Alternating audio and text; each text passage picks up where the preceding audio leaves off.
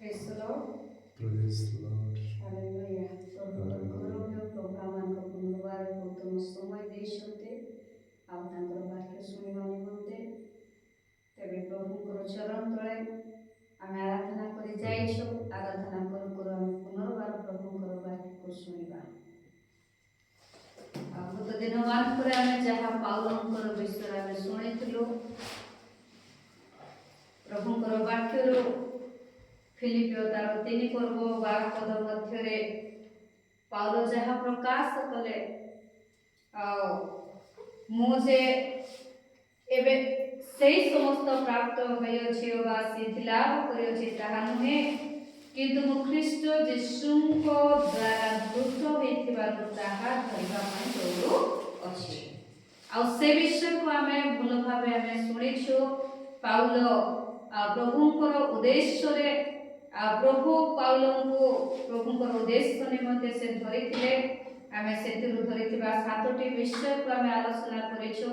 ଆଜି ଆମେ ଏ ଦ୍ୱିତୀୟ ଅଧିବେଶନରେ ପୁନର୍ବାର ଆଉ ସେ ବାକ୍ୟକୁ ଆମେ ଶୁଣିବା ଯାହା ପୁନର୍ବାର ଆଜିର ଚିନ୍ତାଜନକ ନିମନ୍ତେ ଫିଲିପିଓ ତାର 3 ପର୍ବ 12 ପଦ ପଢ଼ନ୍ତୁ। ମୁଁ ଯେ ଏବେ ସେହି ସମସ୍ତ ପ୍ରାପ୍ତ ହୋଇଅଛି ଅବା ସିଦ୍ଧି ଲାଭ କରିଅଛି ତାହା ନୁହେଁ, କିନ୍ତୁ ମୁଁ ଖ୍ରୀଷ୍ଟ ଯୀଶୁଙ୍କ ଦ୍ୱାରା ଧୃତ ହୋଇଥିବାରୁ ତାହା ଧରିବା ପାଇଁ ଦୌଡ଼ୁଅଛି। ଆମେନ୍, ହାଲେଲୁୟା। ଆମେ ପ୍ରଥମ ବିଷୟ ଶୁଣିଥିଲୁ ପାଉଲ ଖ୍ରୀଷ୍ଟ ଯୀଶୁଙ୍କ ଦ୍ୱାରା ଧୃତ ହୋଇଥିଲେ। ଆଉ ସେଠି ସେ ପ୍ରକାଶ କଲେ ପ୍ରଭୁ କାହିଁକି ତାକୁ ଧରିଥିଲେ। ପବିତ୍ର ଆତ୍ମା ବହୁତ ସୁନ୍ଦର ଭାବରେ ଆମମାନଙ୍କୁ ସେ ବୁଝାଇ ସାରିଛନ୍ତି। ଆଜି ଆମେ ଚିନ୍ତା କରିବା ପାଉଲ ଯାହା କହୁଛନ୍ତି ତାହା ଧରିବା ପାଇଁ ମୁଁ ଦୌଡ଼ୁଅଛି। ପ୍ରେଜ୍ ଦ ଲର୍ଡ। ପାଉଲ କଣ ଧରି ରଖିଥିଲେ? ଆଜି ଆମମାନଙ୍କର ଧରିବା ବିଷୟ କଣ ଆବଶ୍ୟକତା ଅଛି? ପାଉଲ କଣ ଧରି ରଖିଥିଲେ? ମୋ ସହିତ ଖୋଲନ୍ତୁ ପ୍ରଥମ ତିମୋଥୀ ତାର 1 ପର୍ବ ତାର 19 ପଦ। ପ୍ରଥମ ତିମୋଥୀ 1 ପର୍ବ 19 ପଦ। ବିଶ୍ୱାସ ଓ ସୂଚି ବିବେକ ଧରି ରଖ, ତାହା ପରିତ୍ୟାଗ କରିବାରୁ କେତେକଙ୍କର ବିଶ୍ୱାସ ରୂପକ ଜାହାଜ ଭଗ୍ନ ହୋଇଅଛି। ହାଲେଲୁୟା। ହାଲେଲୁୟା। ପାଉଲ ତାଙ୍କ ଜୀବନରେ ବିଶ୍ୱାସ ଆଉ ଶୁଦ୍ଧି ବିବେକ ଧରି ରଖିଥିଲେ। ତେଣୁ ଯେତେବେଳେ ସେ ତିମୋଥୀକୁ ପତ୍ର ଲେଖୁଛନ୍ତି ସେ ବିଷୟରେ ପରାମର୍ଶ ଦେଉଛନ୍ତି। ହାଲେଲୁୟା। ଆଜି ମଧ୍ୟ ପ୍ରିୟ ମଣ୍ଡଳୀ ଆମମାନଙ୍କୁ ଧରି ରଖିବାର ବିଷୟ କଣ ଅଟେ? ବିଶ୍ୱାସ। ହାଲେଲୁୟା। ଓ ସୂଚି ବିବେକ। କାହିଁକି ଆମେ ବିଶ୍ୱାସ ଧରି ରଖିବା? ବିଶ୍ୱାସର ପରୀକ୍ଷା ଅଛି, ବିଶ୍ୱାସର ଯୁଦ୍ଧ ଅଛି। ଦ୍ୱିତୀୟ ତିମୋଥୀ ତାର 4 ପର୍ବ 7 ପଦର খ ଅଂଶରେ ସେଥିପାଇଁ ପାଉଲ କହିଲେ ମୁଁ ବିଶ୍ୱାସ ରକ୍ଷା କରିଅଛି। ବିଶ୍ୱାସର ଯୁଦ୍ଧ ଅଛି ପ୍ରିୟ ମଣ୍ଡଳୀ। ପ୍ରଭୁଙ୍କର ଲୋକମାନଙ୍କର ଜୀବନରେ ବିଶ୍ୱାସର ଯୁଦ୍ଧ ଅଛି ଆଉ ସେ ବିଶ୍ୱାସକୁ ରକ୍ଷା କଲେ। ପଢ଼ନ୍ତୁ ଦ୍ୱିତୀୟ ତିମୋଥୀ 4 ମୁଁ ଉତ୍ତମ ଯୁଦ୍ଧରେ ପ୍ରାଣପଣ କରିଅଛି, ନିରୂପିତ ପଥର ଶେଷ ପର୍ଯ୍ୟନ୍ତ ଦୌଡ଼ିଅଛି, ମୁଁ ବିଶ୍ୱାସ ରକ୍ଷା କରିଅଛି। ହାଲେଲୁୟା। ହାଲେଲୁୟା। ସେ କଣ କଲେ? ବାକ୍ୟ ପ୍ରକାଶ କରେ ସେ ଯୁଦ୍ଧ କଲେ। ପ୍ରେଜ୍ ଦ ଲର୍ଡ। ଆଉ ସେ ଯୁଦ୍ଧ ଏକ ବିଶ୍ୱାସର ଯୁଦ୍ଧ ଥିଲା, ଏକ ଦୌଡ଼ର ଯୁଦ୍ଧ ଥିଲା। ତେଣୁ ସେ କହୁଛନ୍ତି ମୁଁ ଉତ୍ତମ ଯୁଦ୍ଧରେ ପ୍ରାଣପଣ କରିଅଛି। ଯୁଦ୍ଧ ହେଇଛି, ନିରୂପିତର ପଥର ଶେଷ ପର୍ଯ୍ୟନ୍ତ ଦୌଡ଼ିଅଛି, ମୁଁ ବିଶ୍ୱାସ ରକ୍ଷା କରିଅଛି। ହାଲେଲୁୟା। ଏଠି ଯଦି ବିଶ୍ୱାସର ରକ୍ଷା ବିଷୟରେ ଆସିଛି ତାହେଲେ ନିଶ୍ଚିତ ଭାବରେ ବିଶ୍ୱାସର ଯୁଦ୍ଧ ଅଛି। ହାଲେଲୁୟା। ତ ଆଜି ଆମକୁ ବିଶ୍ୱାସ ଧରି ରଖିବାକୁ ପଡ଼ିବ। ଏଭ୍ରି ମଣ୍ଡଳୀରେ ଆଉ ଥରେ ପାଉଲ କହିଲେ ଏଭ୍ରି ତାର 3 ପର୍ବ 14 ପଦ ମଧ୍ୟରେ, କାହିଁକି ଅନେକଙ୍କ ଲୋକଙ୍କ ଜୀବନରେ ଶୈତାନ ଶତ୍ରୁ ଯୁଦ୍ଧ କରି ଏ ବିଶ୍ୱାସକୁ ସେ କଣ କରିବ? ହରଣ କରିବ। ଶେଷ ପର୍ଯ୍ୟନ୍ତ ଅନେକଙ୍କ ଜୀବନରେ ଏ ବିଶ୍ୱାସ ଦେଖାଯିବ ନାହିଁ। ସେଥିପାଇଁ ସେ କହୁଛନ୍ତି ଏଭ୍ରି ତାର 3 ପର୍ବ 14 ପଦ, କାରଣ ଆରମ୍ଭରେ ଆମମାନଙ୍କର ଯେଉଁ ବିଶ୍ୱାସ ଥିଲା ତାହା ଯଦି ଶେଷ ପର୍ଯ୍ୟନ୍ତ ଦୃଢ଼ ରୂପେ ଧରି ରଖୁ ତାହାହେଲେ ଖ୍ରୀଷ୍ଟଙ୍କ ସହଭାଗୀ ହୋଇ ରହିବୁ। ହାଲେଲୁୟା। Hallelujah. ବିଶ୍ୱାସ ଯୁଦ୍ଧ ହେବ, ବିଶ୍ୱାସର ଯୁଦ୍ଧ ହେବ। ଆମମାନଙ୍କୁ ବିଶ୍ୱାସକୁ ରକ୍ଷା କରିବାକୁ ପଡ଼ିବ। ସେଥିପାଇଁ ପାଉଲ କହୁଛନ୍ତି ସେ ନିଜେ ସେ ବିଶ୍ୱାସକୁ ଧରି ରଖିଲେ, ବିଶ୍ୱାସକୁ ରକ୍ଷା କଲେ। ଆଉ ସେଇଠି ପ୍ରକାଶ କରୁଛନ୍ତି କାରଣ ଆରମ୍ଭରେ ଆମମାନଙ୍କର ଯୋଉ ବିଶ୍ୱାସ ଥିଲା ତାହା ଯଦି ଶେଷ ପର୍ଯ୍ୟନ୍ତ ଦୃଢ଼ ରୂପେ ଧରି ରଖ। ହାଲେଲୁୟା। ଆମେ ବିଶ୍ୱାସକୁ ଦୃଢ଼ ରୂପେ ନ ଧରିବା ପାଇଁ ଶୈତାନ କଣ କରିବ? ଆମମାନଙ୍କୁ ଯୁଦ୍ଧ କରିବ। ହାଲେଲୁୟା। ଆମମାନଙ୍କୁ ଯୁଦ୍ଧ କରିବ। ଆମେ ଜାଣିବାର ଆବଶ୍ୟକତା ଅଛି। ବେଳେ ବେଳେ ଆମ ଜୀବନରେ ବିଶ୍ୱାସ ଅଛି କି ନାହିଁ ଆମେ ଜାଣିପାରୁନୁ। ପ୍ରାର୍ଥନା କରୁଛୁ ଭଲ ବିଷୟ, ପ୍ରଭୁଙ୍କର ବାକ୍ୟ ଶୁଣୁଛୁ ଭଲ ବିଷୟ, ପ୍ରଭୁଙ୍କର ବାକ୍ୟରେ ଆମେ ଆମୋଦ କରୁଛୁ ଭଲ ବିଷୟ, କିନ୍ତୁ ଆମର ବିଶ୍ୱାସ ଆଜି ଆମର ଜୀବନରେ ଅଛି କି ନାହିଁ। ସେଥିପାଇଁ କରନ୍ତୀୟ ମଣ୍ଡଳୀର ଲୋକମାନଙ୍କୁ ପାଉଲ କହିଲେ ଦ୍ୱିତୀୟ କରନ୍ତୀୟ ତାର 13 ପର୍ବ 5 ପଦ, ଦ୍ୱିତୀୟ କରନ୍ତୀୟ 13 ପର୍ବ 5 ପଦ, ତୁମ୍ଭେମାନେ ବିଶ୍ୱାସରେ ଅଛ କି ନାହିଁ ସେ ବିଷୟରେ ଆପଣା ଆପଣାକୁ ପରୀକ୍ଷା କର, ଆପଣା ଆପଣାର ବିଚାର କର, କିମ୍ବା ଯୀଶୁ ଖ୍ରୀଷ୍ଟ ଯେ ତୁମମାନଙ୍କ ଠାରେ ଅଛନ୍ତି ଏହା କି ତୁମେମାନେ ନିଜ ନିଜ ବିଷୟରେ ଜାଣ ନାହିଁ। ଯଦି ଏହା ନ ହୁଏ ତାହେଲେ ତୁମେମାନେ ପରୀକ୍ଷା ସିଦ୍ଧ ନୁହଁ। Praise the Lord. Praise the Lord. ବିଶ୍ୱାସର ଯୁଦ୍ଧ ଆଉ ବିଶ୍ୱାସରେ ତମେ ଅଛ କି ନାହିଁ ଆରମ୍ଭରୁ ଶେଷ ପର୍ଯ୍ୟନ୍ତ। ଆମେ ଯେତେବେଳେ ପ୍ରଭୁଙ୍କୁ ପ୍ରାପ୍ତ ହେଲୁ ଆମର ଦୌଡ଼ର ଆରମ୍ଭରୁ ଶେଷ ପର୍ଯ୍ୟନ୍ତ ଆମକୁ ଆଉ ବିଶ୍ୱାସ ଧରି ରଖିବାକୁ ପଡ଼ିବ। ହାଲେଲୁୟା। ବିଶ୍ୱାସକୁ ରକ୍ଷା କରିବାକୁ ପଡ଼ିବ ପ୍ରିୟ ମଣ୍ଡଳୀ।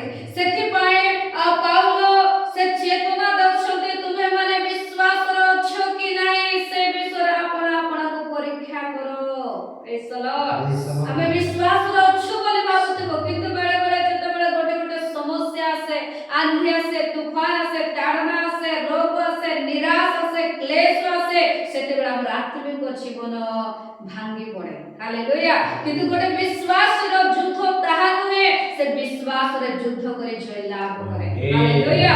ସେଥିପାଇଁ ପାଉଲ କହୁଛନ୍ତି ଆରମ୍ଭରେ ତୁମର ଯୋଉ ବିଶ୍ୱାସ ଅଛି ଶେଷ ପର୍ଯ୍ୟନ୍ତ ତୁମେ ସେଇ ବିଶ୍ୱାସକୁ ଧରି ରଖ, କାରଣ ବିଶ୍ୱାସ ଆମମାନଙ୍କୁ ଯୁଦ୍ଧରେ ଜୟ ଲାଭ କରା। ସେଥିପାଇଁ ଯାକୁବ ମଧ୍ୟ ଗୋଟେ ବିଷୟ ପ୍ରକାଶ କଲେ। ଯାକୁବ ତାର 2 ପର୍ବ 5 ପଦ ମଧ୍ୟରେ, ଯାକୁବ 2:5, ହେ ମୋର ପ୍ରିୟ ଭାଇମାନେ ଶୁଣ, ଈଶ୍ୱର କଣ ଏହି ଜଗତର ଦୃଷ୍ଟିରେ ଦରିଦ୍ରମାନଙ୍କୁ ବିଶ୍ୱାସ ରୂପ ଧନରେ ଧନୀ ହେବା ପାଇଁ ପୁଣି ଆପଣା ପ୍ରେମକାରୀମାନଙ୍କୁ ଯେଉଁ ରାଜ୍ୟ ଦେବାକୁ ପ୍ରତିଜ୍ଞା କରିଅଛନ୍ତି ସେଥିର ଅଧିକାରୀ ହେବା ପାଇଁ ମନୋନୀତ କରିନାହାନ୍ତି।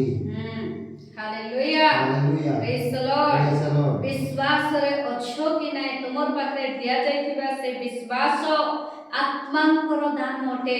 ହାଲେଲୁୟା। ଆଉ ସେଇ ଆତ୍ମାଙ୍କର ଦାନକୁ ଆଉ ହରଣ କରିବା ନିମନ୍ତେ ଶୈତାନ ସବୁବେଳେ ସେ ଆମମାନଙ୍କୁ ଯୁଦ୍ଧ କରେ। କରନ୍ତୀୟ ମଣ୍ଡଳୀରେ ପାଉଲ ପ୍ରକାଶ କରୁଛନ୍ତି ଆଉ ଆତ୍ମାଙ୍କର ଦାନ ମଧ୍ୟରେ ବିଶ୍ୱାସ ଆମମାନଙ୍କ ନିମନ୍ତେ ଏକ ଆତ୍ମାଙ୍କର ଦାନ ଅଟେ। ଆଉ ସେଇ ଆତ୍ମାଙ୍କର ଦାନରେ ଆମେ ସେ ବିଶ୍ୱାସକୁ ଆମେ କଣ ବୋଲିକରି ଆମେ ପ୍ରାପ୍ତ ହେଇଛୁ? ଧନ ଆକାରରେ ପ୍ରାପ୍ତ ହେଇଛୁ। ପ୍ରଥମ କରନ୍ତୀୟ ତାର 12 ପର୍ବ 9 ପଦ ତାର କଂସ। ଅପର ଜଣକୁ ସେହି ଆତ୍ମାଙ୍କ ଦ୍ୱାରା ବିଶ୍ୱାସ ଆଉ ହାଲେଲୁୟା। ହାଲେଲୁୟା। ଅପର ଜଣକୁ ସେହି ଆତ୍ମାଙ୍କ ଦ୍ୱାରା ବିଶ୍ୱାସ, ପବିତ୍ର ଆତ୍ମାଙ୍କର ଏକ ଦାନ, ଏକ ଗିଫ୍ଟ। ସମସ୍ତେ ପ୍ରଭୁଙ୍କୁ ବିଶ୍ୱାସ କରିପାରିବେ ନାହିଁ। ହାଲେଲୁୟା। ହାଲେଲୁୟା। ଆଉ ସମସ୍ତେ ସେଇ ଧନ ବିଶ୍ୱାସ ରୂପ ଧନ ପ୍ରାପ୍ତ ହେବେ ନାହିଁ। ବିଶ୍ୱାସ ରୂପ ଧନ ଯେମାନେ ମନୋନୀତ ହେଇଛନ୍ତି, ଯେମାନଙ୍କୁ ପ୍ରଭୁ ବିଶ୍ୱାସର ଦାନ ଦେଇଛନ୍ତି, କେବଳ ସେମାନେ ହିଁ ପ୍ରାପ୍ତ ହୁଅନ୍ତି। ହାଲେଲୁୟା।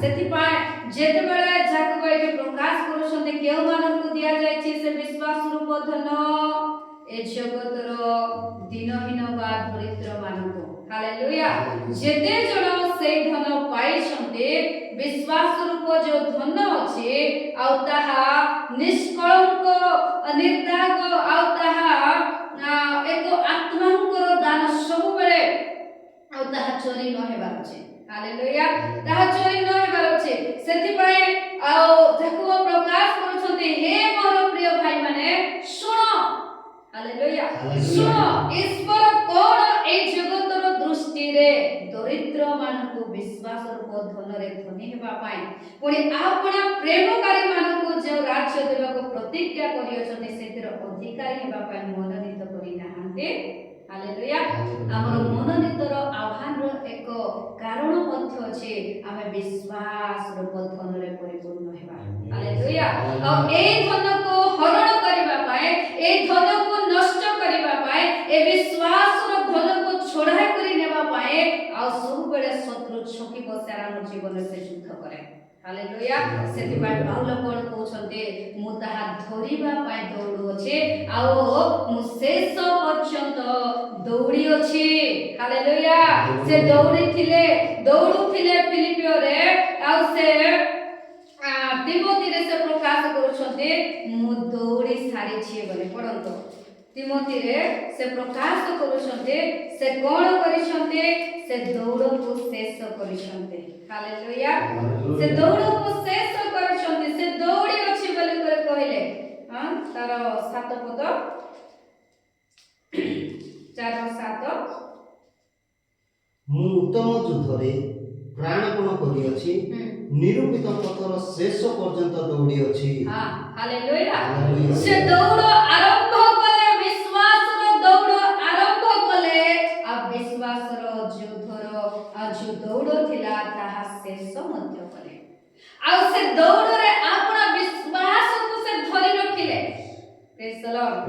ବିଶ୍ୱାସକୁ ସେ ଧରି ରଖିଲେ ସେ କେବେ ଅସ୍ଥିର ହେଇନାହାନ୍ତି ସେ କେବେ ହାରି ନାହାନ୍ତି ହାଲେଲୁୟା ସେ ଯୁଦ୍ଧରେ ପ୍ରତ୍ୟେକ ଦିନ ସେ ଯୁଦ୍ଧରେ ଜୟ ଲାଭ କଲେ ଆମର ବିଶ୍ୱାସ ନଷ୍ଟ କରିବା ପାଇଁ ଶୈତାନ ଅନେକ ପ୍ରକାର ବିଷୟ ଆଣିବ ପରୀକ୍ଷା ଫାନ୍ଦ ଧନଲୋଭ ଯୁଦ୍ଧ ଆଉ ସେଥିପାଇଁ 2 ତିମୋଥୀରେ ପାଉଲ ପ୍ରକାଶ କରୁଛନ୍ତି ଆଉ ତାର 2 ପର୍ବ 12 ପଦ ମଧ୍ୟରେ ଯୁଦ୍ଧ ସମୟରେ ଅନେକ ପରିସ୍ଥିତି ସମୟରେ ପରୀକ୍ଷା ସମୟରେ ଆଉ ଆମମାନଙ୍କ ଜୀବନରେ ଯେତେବେଳେ ସେ ଫାନ୍ଦ ଆଣେ ଅନେକ ବିଷୟ ଆଣେ ସେହି ସମୟରେ ଆମେ କଣ କରିବାର ଅଛି ଧୈର୍ଯ୍ୟ ଧରି ଆମେ ଆଗାମୀ ସମୟ ପାଇଁ ଆମେ ଅପେକ୍ଷା କରିବାର ଅଛି ପ୍ରଥମ ବିଷୟ ଯାହା ପାଉଲ ଧରି ରଖିଥିଲେ ଧୈର୍ଯ୍ୟ 2 ତିମୋଥୀ ତାର 2 ପର୍ବ 12 ପଦ ଯଦି ଆମ୍ଭେମାନେ ଧୈର୍ଯ୍ୟ ଧରି ସହ୍ୟ କରୁ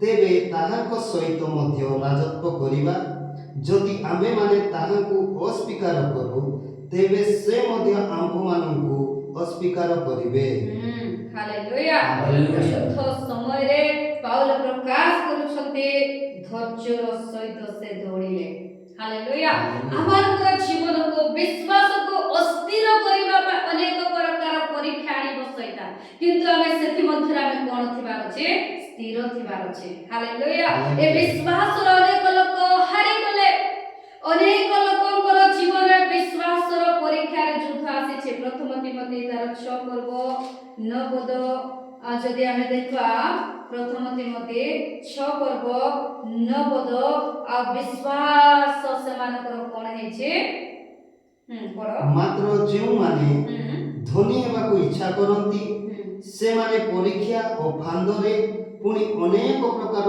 ଅସଙ୍ଗତ ଓ କ୍ଷତିଜନକ ଅଭିଳାଷରେ ପଡ଼ନ୍ତି ଏହି ସବୁ ମନୁଷ୍ୟକୁ ଧ୍ୱଂସ ଓ ବିନାଶ ରୂପ ସାଗରରେ ମଗ୍ନ କରେ କାରଣ ଧନଲୋଭ ସମସ୍ତ ଅନିଷ୍ଟର ମୂଳ କେହି କେହି ସେଥିରେ ଆସକ୍ତ ହୋଇ ବିଶ୍ୱାସ ତ୍ୟାଗ କରି ପଥଭ୍ରଷ୍ଟ ହୋଇଅଛନ୍ତି ପୁଣି ବହୁ ଦୁଃଖରେ ଆପଣା ଆପଣା ହୃଦୟ ବିଦୀର୍ଣ୍ଣ କରିଅଛନ୍ତି ହାଲେଲୁୟା ବିଶ୍ୱାସର ପରୀକ୍ଷା ସମୟରେ ଶତ୍ରୁର ଗୋଟେ ଇଚ୍ଛା ସେ ସବୁବେଳେ ଜଣେ ବ୍ୟକ୍ତିଙ୍କର ଲକ୍ଷ୍ୟ ସ୍ଥଳକୁ ସେ ପଥରେ ସେ ପହଞ୍ଚାଇବାକୁ ଦେବ ନାହିଁ ହାଲେଲୁୟା ତେବେ ଅନେକ ଲୋକ କଣ କଲେ ଏଠି ଆମେ ଦେଖୁଛୁ କେତେ ଲୋକ ନିଜର ପଥ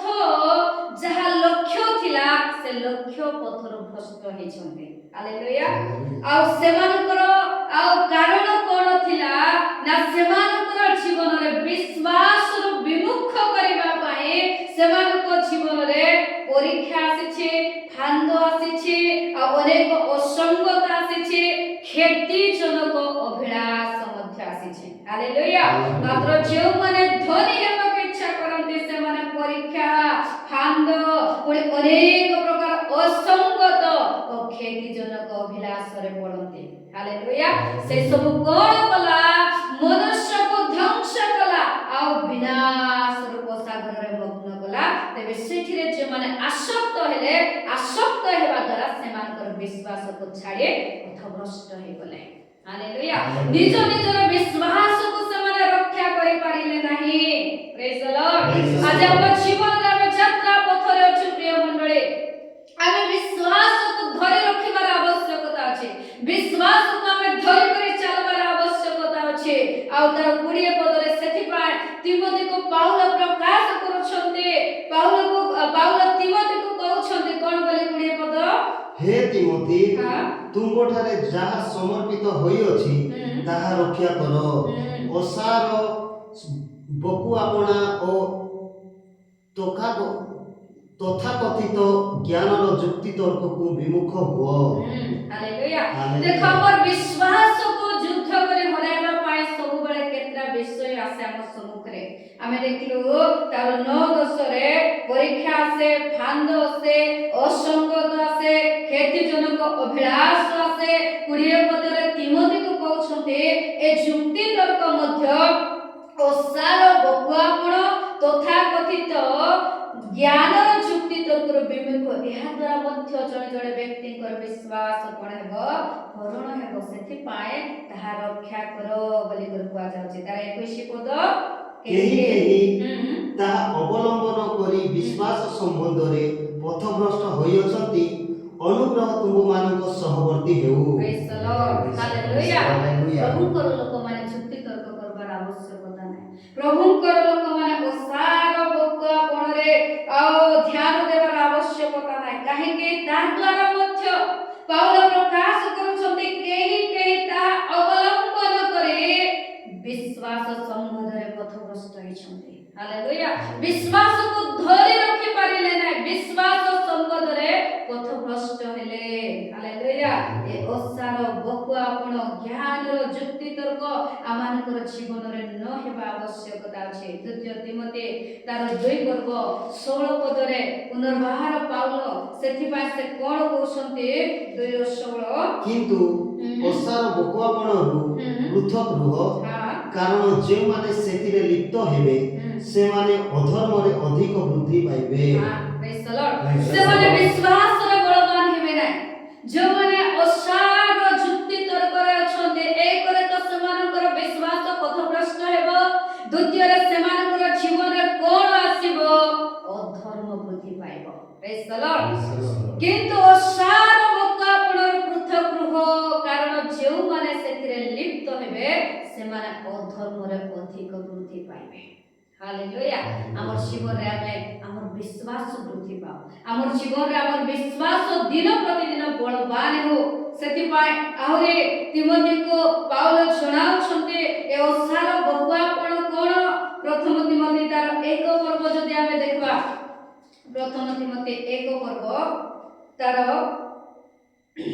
3-4 ମୁଁ ମାକିଦୋନିଆକୁ ଯିବା ସମୟରେ ତୁମ୍ଭକୁ ଯେ ପ୍ରକାର ଅନୁରୋଧ କରିଥିଲି, ସେହିପରି ତୁମେ ଏ ବିଷୟରେ ରହି କେତେକ ଲୋକ ଯେପରି ଭିନ୍ନ ଶିକ୍ଷା ନ ଦିଅନ୍ତି କି କଳ୍ପିତ ଗଳ୍ପ ଓ ଅଶେଷ ବଂଶାବଳୀର ମନୋଯୋଗ ନ କରନ୍ତି, ଏଥି ନିମନ୍ତେ ସେମାନଙ୍କୁ ଆଜ୍ଞା ଦିଅ।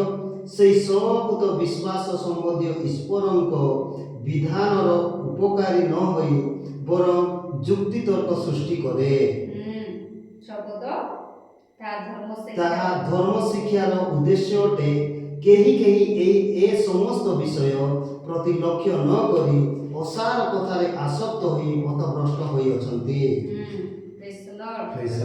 ଅସାର କଥା ଯୁକ୍ତି ତର୍କ କଳ୍ପିତ ଗଳ୍ପ ଓ ଶେଷ ବଂଶାବଳୀରେ ମନୋଯୋଗ କରି ଆଉ ସେମାନେ କ'ଣ ହେଇଛନ୍ତି କେହି କେହି ସମସ୍ତ ବିଷୟ ପ୍ରତି ଲକ୍ଷ୍ୟ ନ କରି ଅସାର କଥାର ଆସକ୍ତ ହୋଇ ପଥଭ୍ରଷ୍ଟ ହୋଇ ଅଛନ୍ତି।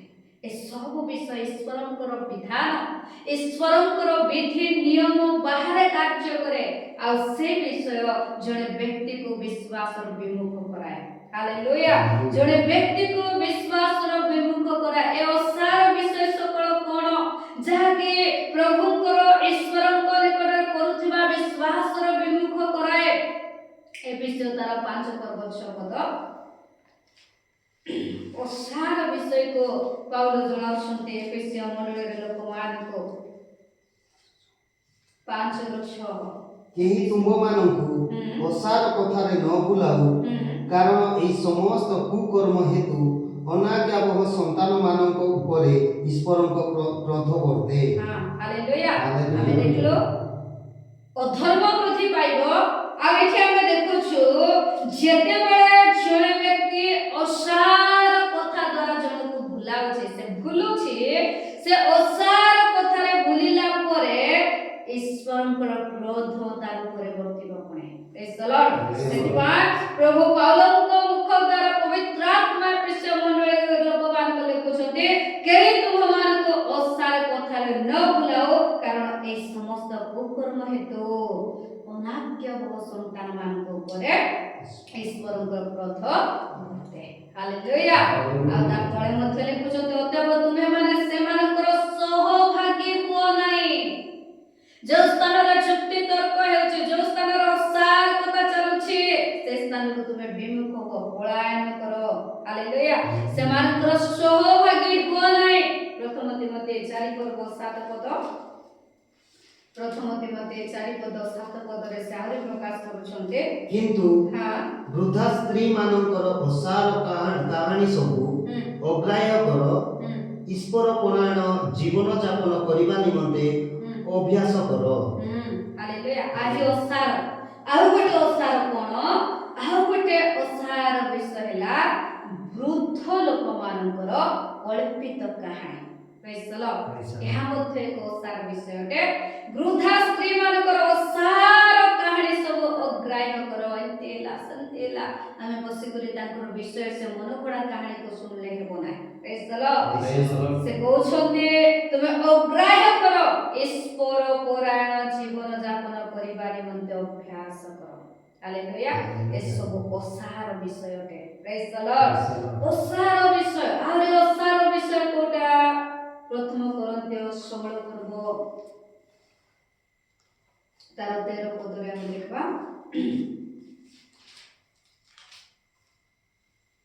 ତୁମ୍ଭେମାନେ ଜାଗ୍ରତ ରହି ବିଶ୍ୱାସରେ ସ୍ଥିର ହୋଇଥାଅ, ସାହସିକ ହୋଇ ବଳବାନ ହୁଅ। ପ୍ରେଜ୍ ଦ ଲର୍ଡ। ଆହୁରି ଅନେକ ବିଷୟ ଅଛି ଅସାର ବିଷୟ, କିନ୍ତୁ ଆମେ ଦେଖିବା ସେଥିପାଇଁ ପାଉଲ କହିଲେ ତୁମ୍ଭେମାନେ କ'ଣ କର? ଜାଗ୍ରତ ହୋଇ ବିଶ୍ୱାସରେ ସ୍ଥିର ହୋଇ ରୁହ। ହାଲେଲୁୟା। ସ୍ଥିର ଯଦି ରହିବ ନାହିଁ, ସବୁବେଳେ ଜଣେ ବ୍ୟକ୍ତିକୁ ଶୈତାନ ଚାହୁଁଥିବ ଅସ୍ଥିର କରିବା ନିମନ୍ତେ। ହାଲେଲୁୟା। କ'ଣ ଚାହୁଁଥିବ? ଅସ୍ଥିର କରିବା ନିମନ୍ତେ। ଅସ୍ଥିର ଜଣେ ବ୍ୟକ୍ତି କେତେବେଳେ ହେବ? ଯେତେବେଳେ ସେ ବିଭିନ୍ନ ପ୍ରକାର ଶିକ୍ଷା ପ୍ରାପ୍ତ ହେବ। ହାଲେଲୁୟା। ବିଭିନ୍ନ ପ୍ରକାର ଶିକ୍ଷା ପ୍ରାପ୍ତ ହେଲେ ଗାଲାତୀୟ ତାର 1 ପର୍ବ 7 ପଦରେ ଆମେ ଦେଖୁଛୁ ସେ ଅସ୍ଥିର ହେଇଯିବ।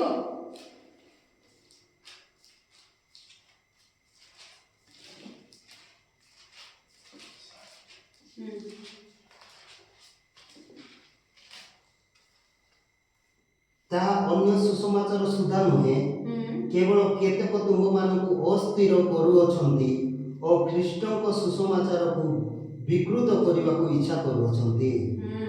ହାଲେଲୁୟା। ବିଭିନ୍ନ ପ୍ରକାର ଶିକ୍ଷା ଅସ୍ଥିର କରେ, ବିକୃତ। ଯଦି ସତ୍ୟ ବାକ୍ୟ ପ୍ରଚାରିତ ହୁଏ ନାହିଁ, ଜଣେ ବ୍ୟକ୍ତି ଯଦି ସେଇ ବାକ୍ୟକୁ ସେ ଶୁଣେ ଆଉ ସେ ଅସ୍ଥିର ହୁଏ। ସତ୍ୟ ବାକ୍ୟ ଦ୍ୱାରା ଜଣେ ବ୍ୟକ୍ତି କ'ଣ ହେବ? ସେ ସ୍ଥିର ହେବ। ହାଲେଲୁୟା। ସେଥିପାଇଁ ଗାଲାତୀୟ ମଣ୍ଡଳୀର ଲୋକମାନଙ୍କୁ ଚେତନା ଦେଉଛନ୍ତି ପାଉଲ। ଆଉ से निजर से विश्वास को से कोन करिथिले धरि रखिथिले आ ओसार विषय को परित्याग करिथिले सेथि पर से कोन कहउछन्ते ताहा अन्य सुसमाचार सुधा नुहे हालेलुया केवल केते को तुम मानको अस्थिर पद अछन्ते केते को लोक मनुष्य मानक द्वारा बेले बेले लोक अस्थिर होते और ख्रीष्टन को सुसमाचार को विकृत करबा को इच्छा करूछन्ते तेबे तुमे कोन हे करि थाओ प्रभु को निकट रे स्थिर रहो हालेलुया हालेलुया द्वितीय कोरिन्थिय तार 2 पर्व तार 17 पद द्वितीय कोरिन्थिय 2:17 ସେଇ ଅନେକ ଲୋକ ଯେପରି ଈଶ୍ୱରଙ୍କର ବାକ୍ୟ ବିକୃତ କରନ୍ତି ଆମ୍ଭେମାନେ ତ ସେମାନଙ୍କ ପରି କରୁନାହୁଁ କିନ୍ତୁ ସରଳ ଭାବରେ ଈଶ୍ୱରଙ୍କର ଆଦେଶ କ୍ରମେ ତାହାଙ୍କ ସାକ୍ଷାତରେ ଆମ୍ଭେମାନେ ଖ୍ରୀଷ୍ଟଙ୍କ ଠାରେ ଥାଇ କଥା କହୁଅଛୁ। ହାଲେଲୁୟା ହାଲେଲୁୟା ଅନେକ ଲୋକ ଥିଲେ ଈଶ୍ୱରଙ୍କର ବାକ୍ୟକୁ ବିକୃତ କରି ଲୋକମାନଙ୍କୁ ଅସ୍ଥିର କରୁଥିଲେ ଭଣ୍ଡ ଶିକ୍ଷକ ମାନେ ପ୍ରେଜ୍ ଦ ଲର୍ଡ ଓସାର କଥା କହି ଅନେକ ବିଷୟରେ ସେମାନେ କଥା କହୁଥିଲେ ସେଥିପାଇଁ ପାଉଲ କଣ କହୁଛନ୍ତି ଆଉ ସେଇ ଲୋକମାନେ ଯେପରି ଈଶ୍ୱରଙ୍କର ବାକ୍ୟକୁ ବିକୃତ କରନ୍ତି ଆମ୍ଭେମାନେ ତ ସେମାନଙ୍କ ପରି କରୁନାହୁଁ କିନ୍ତୁ ସରଳ ଭାବରେ ଈଶ୍ୱରଙ୍କର ରାଜ୍ୟ ଈଶ୍ୱରଙ୍କର ବାକ୍ୟ ଆଉ ଯାହା ଜଣେ ବ୍ୟକ୍ତି ବୁଝି ପାରିବ ଆପଣ ବିଶ୍ୱାସକୁ ଧରି ରଖିବ ସେଥିପାଇଁ ସେ କହୁଛନ୍ତି ସରଳ ଭାବରେ ଈଶ୍ୱରଙ୍କର ଆଦେଶ କ୍ରମେ ହାଲେଲୁୟା ଈଶ୍ୱରଙ୍କର ଆଦେଶ କ୍ରମେ ତାହାଙ୍କ ସାକ୍ଷାତରେ କାହା ସାକ୍ଷାତରେ ପ୍ରଭୁଙ୍କ ସାକ୍ଷାତରେ ଆମେ ମାନେ ଖ୍ରୀଷ୍ଟଙ୍କ ଠାରେ ଥାଇ ଈଶ୍ୱରଙ୍କର ବାକ୍ୟ ବା କଥା କହୁଛୁ ହାଲେଲୁୟା जो व्यक्ति प्रभुଙ୍କ ଠାରେ ରହି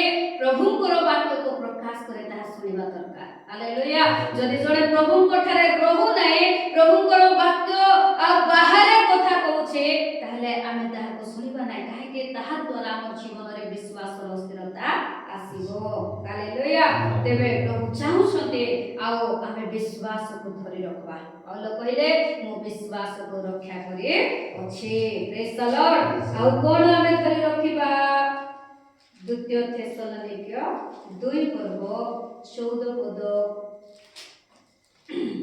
ଆଉ 15 पद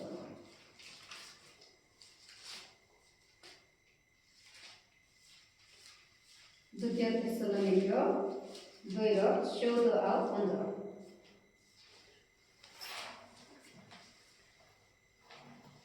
13 ପଢିଛ ନା 13 କିନ୍ତୁ हे ପ୍ରଭୁଙ୍କ ପ୍ରିୟ ପାତ୍ର ଭାଇମାନେ ତୁମମାନଙ୍କ ନିମନ୍ତେ ସବୁବେଳେ ଈଶ୍ୱରଙ୍କୁ ଧନ୍ୟବାଦ ଦେବା ଆମ୍ଭମାନଙ୍କର କର୍ତ୍ତବ୍ୟ କାରଣ ଈଶ୍ୱର ଆତ୍ମାଙ୍କ ପବିତ୍ରତା ଓ ସତ୍ୟରେ ବିଶ୍ୱାସ ଦ୍ୱାରା ପରିତ୍ରାଣ ପାଇବା ନିମନ୍ତେ ତୁମମାନଙ୍କୁ ପ୍ରଥମ ଫଳ ସ୍ୱରୂପେ ମନୋନୀତ କରିଅଛନ୍ତି ହାଲେଲୁୟା ହାଲେଲୁୟା हे ପ୍ରଭୁଙ୍କ ପ୍ରିୟ ପାତ୍ର ଭାଇମାନେ विश्वासरे स्थिर रहिबा पाई पाउल आ से पत्र लिखुछंती हे प्रिय पात्र प्रभुंकर भाई माने तुमे कोन करो कोन पाई तुमे मरित हेछ कोन धरि रखो आत्मांकर पवित्रता आ सत्यर विश्वास हालेलुया आत्मांकर पवित्रता सत्यर विश्वास द्वारा परित्राण पाइबा निमंते तुममान को प्रथम फल स्वरूप मरित करे अछंते सेथि सकासे मध्य से आममान को सुसमाचार द्वारा आममान को प्रभु यीशु ख्रीष्ट को गौरव प्राप्त निमंते तुममान को आह्वान करे अछंते प्रेज द लॉर्ड प्रभु हमको काहे के आह्वान करछंते पवित्रता को हमें धरि रखिबा आप विश्वास को धरि रखिबा आ कोन करबा बोल लेखा अछि तार 15 पद अतएव हे भाई माने स्थिर थाओ पुणी आम्भमानक वाक्य किंबा पत्र द्वारा तुमे माने जो शिक्षा प्राप्त होइअछ से सब धरि रख हालेलुया अतएव हे भाई माने तुमे माने स्थिर थाओ अस्थिर रहि स्थिर रहिबा कोन धरि रखिबा जहा सत्य वाक्य मान निकट रे प्रभुंकर लोक माने प्रकाश करूछन्ते प्रभुंकर आ पवित्र दास किबा दासी माने जहा सत्य सत्य वाक्य को आमे धरि रखिबा हालेलुया से कहउछते हे भाई माने तुमने स्थिर था पुणी आंब मानकर वाक्य किबा पत्र द्वारा तुमे माने जो शिक्षा प्राप्त होइछ सेही सब धरि रखो जदि आमे धरि रखबा नाय समय अछि वाक्य को धरि रखबा नाय आउ हमर जीवन रे अनेक विषय आसीबो अनेक युद्ध आसीबो अनेक भ्रांति शिक्षा आसीबो आमे से युद्ध रे हारि जा हमर विश्वास कोन हेबो आउ विश्वास भग्न हे पारे हालेलुया विश्वास रूप जहाज भग्न हे पारे सेति पाए आमे धरि रखबा प्रेज द लॉर्ड आउ कोन धरि रखबा प्रथम तिमोथी 6 पर्व 12 पद जहा पाउल धरि रखबा पर प्रकाश करछन्ते प्रथम तिमोथी 6 पर्वरो एक प्रथम तिमोथी 6 रो 12 विश्वासर उत्तम युद्धरे प्राणपण कर अनंत जीवन धरि रख हालेलुया विश्वासर उत्तम युद्धरे तुमे प्राणपण कर प्रेज द लॉर्ड विश्वासर तुमे युद्ध कर गोटे युद्ध अछि प्राण आ कोन तुमर जीवनर युद्ध प्राण होचे जीवन कोन होचे युद्ध विश्वास उत्तम युद्धरे प्राणपण कर आ सेठे कोन कर अनंत जीवन धरि रख प्रेज द लॉर्ड अनंत जीवन को छोड़ाई कोई नेबा पाए मध्य शैतान हमर विश्वास को युद्ध करिवो हालेलुया सेति पे हम अनंत जीवन को हम धरि रखिबा पाउल से धरि रखिथिले बोले आज से धरिबा पाए से मान को से प्रकाश करूछन्ते प्रेज द लॉर्ड आ तृतीय विषय में को विषय को हम धरिबा पाए हम प्रभु को निकटवर्ती हेबा पुनरुत्थान पाइबा पाए फिलिपियो तार 3 पर्व फिलिपियो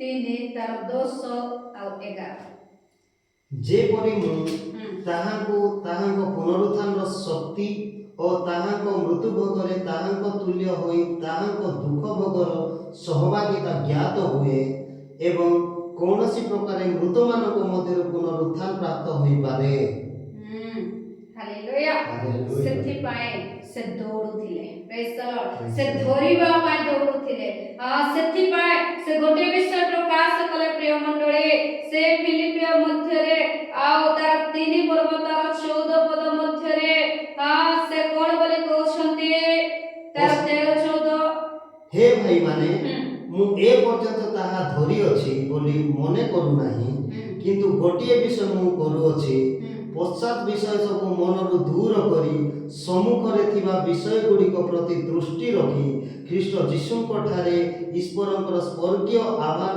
पण पाइबा निमंते प्राणपण करी लक्ष्य स्थल को दौड़ी अछि हालेलुया हालेलुया सम्मुखस्थ विषय रे थिबा सम्मुखरे थिबा विषय प्रति से दृष्टि रखी आगु दौड़ुथिले हालेलुया पण पाइबा निमंते पुनरुत्थानर सहभागी हेबा निमंते प्रेज द लॉर्ड दिनकर समय आ पाउल मध्य प्रकाश कले आ एवरी मंडली रे मोसांकर जीवन रे मध्य आमे जदि देखबा आ से कोन करिसंते मोसा मध्य से सम्मुख रे थिबा विषय प्रति से दृष्टिपात कले हालेलुया एक पुरस्कार समय प्रति आमे दृष्टि देबार अछि हालेलुया कारण एवरी तार 11 पर्व 26 पद पुणी मिशनर समस्त धन अपेक्षा ख्रीष्टଙ୍କ निंदार सहभागी हेबा श्रेष्ठतर धन बोली मने कले कारण से पुरस्कार दानर समय प्रति दृष्टिपात कले आगामी समय रे ताको जो पुरस्कार मिलबा पर जाउतिला हालेलुया से राजा को मिशन परित्याग कला परे प्रभुଙ୍କର आदेश क्रमे से जो कार्य कले आ से ख्रीष्टଙ୍କର निंदार सहभागी हेबा पर से इच्छा कले प्रेज द लॉर्ड ख्रीष्टଙ୍କ निंदार सहभागी हेबा श्रेष्ठतर धन बोली करे से मने कले पुरस्कार दानर समय को से सम्मुख रे आगे रखले हालेलुया हम देखो जो से न देखि करे मध्य से देखला परे करे से सुस्ती रखले तार 27 पद विश्वास द्वारा से राजा को क्रोधरु भय न करी मिशर परित्याग कले जेनु जे अदृश्य ताहाको दर्शन कला परी सुस्थिर रहिले हालेलुया विश्वास द्वारा राजा को क्रोध को भय न करे मिशर को से छाड़ी देले प्रेज द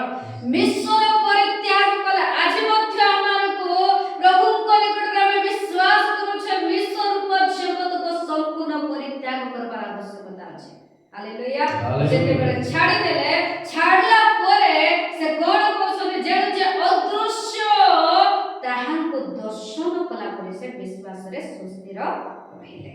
ହାଲେଲୁୟା।